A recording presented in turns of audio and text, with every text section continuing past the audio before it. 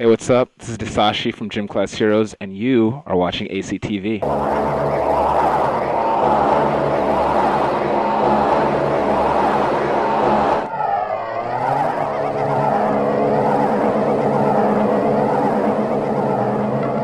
Hey, what's going on? This is Scott Miller with ACtv. We're here at the Shark Tank, here with Disashi of Gym Class Heroes. What's happening? How you guys doing?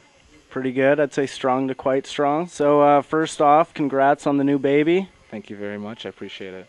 So how's it? What's it like being a father and all that good stuff? Um, I'd say it's pretty much the same, except now I have real responsibilities. Yeah, word. I hear that one. How are the crowds out there for you guys? The tour's going really, really well, I'd say. This second leg of the tour, we have gotten a slightly longer set, which is kind of cool. And out there in the audience, there's a lot of fans who know Gym Class Heroes, which is kind of cool. But there's also a lot of people, I think, who haven't completely heard of us yet. So it's awesome to go and win them over. We kind of go out there and we're like this rock band to them, yeah, Yeah. because this is a primarily hip hop tour. So I think they don't know what to expect, which is kind of cool. And then they kind of feed off of our energy. Awesome. So speaking of rock band, you play rock band at all? Are you any good? Yeah, I do. I do play Rock Band. I actually got my start on Guitar Hero, and Okay. I got really good at it because I figured everyone on the bus would expect me to be good at it, and if I wasn't, they'd just pretty much make fun of me. So I'd stay up all night basically trying to get really good at it, and eventually I did. I'm not as good at Rock Band because those drums are crazy, man, but I got the guitar on lock.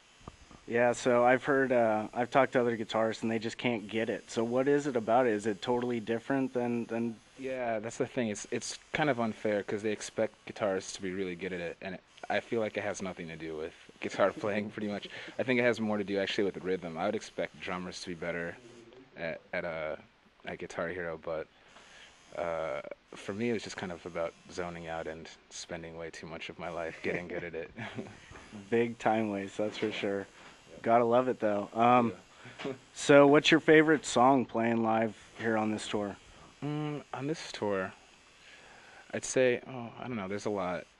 I really like playing peace signs slash index down because it's cool to see that many people in the audience staking up their index down, I guess, middle fingers, which is kind of sweet.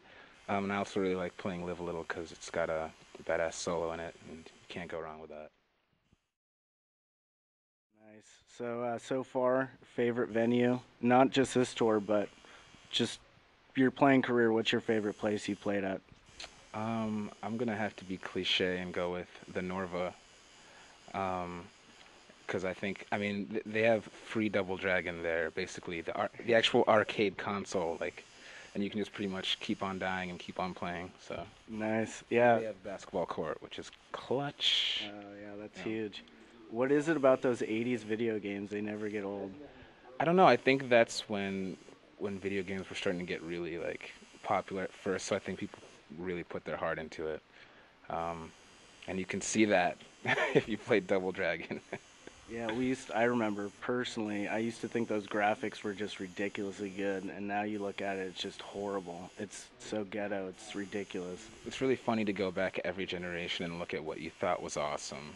And then like you're like the next time a game comes out you're like, "All right, well this is like virtual reality." Yeah. And then like 3 weeks later you're like, "That was garbage. Can't believe I even played that." Oh man. So most of these people, you being the rockish kind of hip hop guys, start, you know, winning them over. Are they accepting of you everywhere you go for the most part, you'd say? I'd say, I mean, no matter what tour we're on, we've actually done arena tours before. The last one we did I think was with Fall Out Boy. And on that tour, we're like the hip hop band. So I think no matter what tour we go on, we're gonna be kind of the stand out band, I guess, musically, because it's not easy to categorize us. But as far as this tour, it's been really really cool, just because I think our energy wins them over. And then a lot of the people have heard Cupid's Chokehold, but I think don't realize, oh, these are the guys that sing that song. So when we get to that point in the set, they're like, oh yeah, I know this song, and then they're, I think, even more likely to pay attention. The rest of the set, they're into it.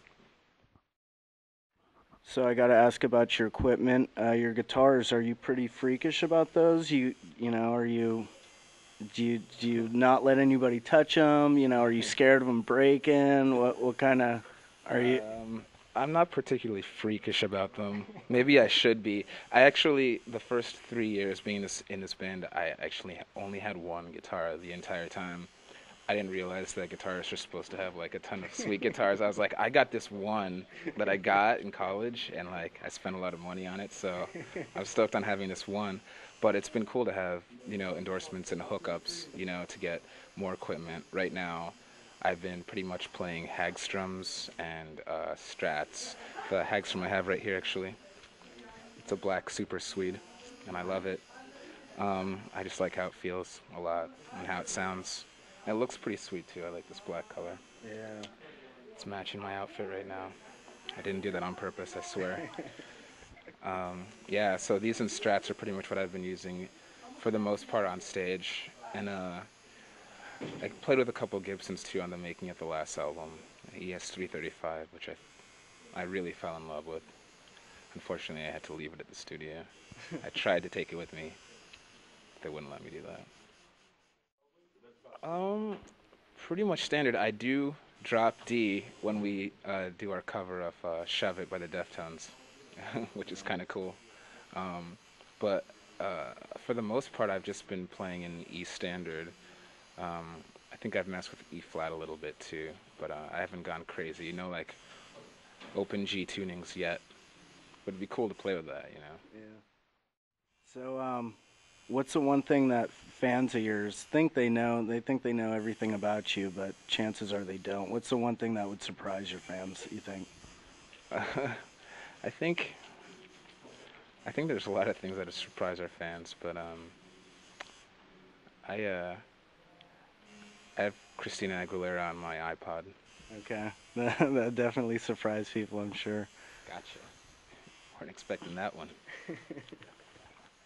Scott, once again with Disashi from the Gym Class Heroes, wrapping it up at the Shark Tank, San Jose, California. Thanks again for coming out, and hope to see you next time you're here. Thank you, man. I'm stoked to be here. Good interview. Thanks. I hope.